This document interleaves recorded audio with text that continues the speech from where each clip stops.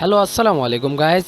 আজ আপনাদের জন্য আমি একটি ভিডিও নিয়ে এসেছি যে কিভাবে আপনারা আপনাদের ডেস্কটপ পিসির কালারকে খুবই চমকপ্রদ এবং সুন্দর করে আকর্ষণীয় করে তুলবেন। দেখতে পাচ্ছেন আমার ডেস্কটপের কালারটা খুব একটা ভালো লাগছে না। এটা আপনার প্রায় সবারটাতে এরকমই হয়ে থাকবে। আপনারা যদি চান আপনার ডেস্কটপের কালারকে আরও বেশি চমকপ্রদ এবং সুন্দর করতে, তাহলে আমার এই স্টেপগুলো ফলো করুন।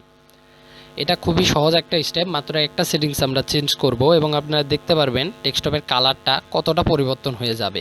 সাধারণভাবে এরকমই থাকে, দেখবেন সামান্য একটা। আর আপনাদেরটা যদি ভালো হয়ে থাকে তারপরেও যদি আপনারা এই সেটিংসটা করেন, তাহলে আপনাদেরটা দেখবেন আরও বেশি ভালো হয়ে গেছে এবং সুন্দর হয়ে গেছে।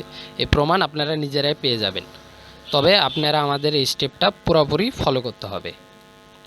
তাহলে এই স্টেপটা করতে হলে আমাদের প্রথমে যা করতে হবে তা হলো স্টার্ট মেনুতে গিয়ে আমাদের প্রথমে যেতে হবে সেটিংসে আসার পরে ফাইন্ড এ সেটিংসে গিয়ে আমাদের প্রথমে টাইপ করতে হবে COLOR কালার।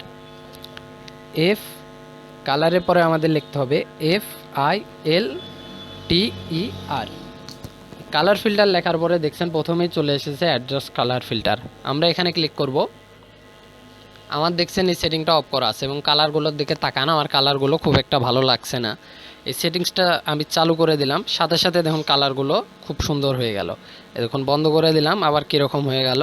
চালু করার সাথে সাথে কিন্তু কালারগুলো দেখছেন খুবই সুন্দর এবং চমকপ্রদ হয়ে গেছে, যেটা আপনারা নিজেরাই দেখতে পাচ্ছেন। এটা কোনো ফেক নয়, এটা একদম রিয়েল একটা ভিডিও। এই দেখুন চালু করার সাথে সাথে কালারগুলো কতটা সুন্দর হয়ে গেছে। আপনাদেরটা সম্ভবত এটা সিলেক্ট করা থাকতে পারে, আপনারা এটা সিলেক্ট করবেন।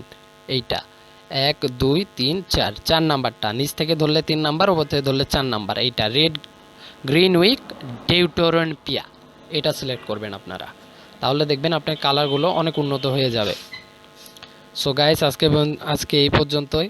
আপনারা যদি ভিডিওটা পছন্দ করে থাকেন তাহলে একটা সাবস্ক্রাইব করে দেবেন এবং লাইক দিয়ে কমেন্ট করে আমাদের পাশে থাকবেন।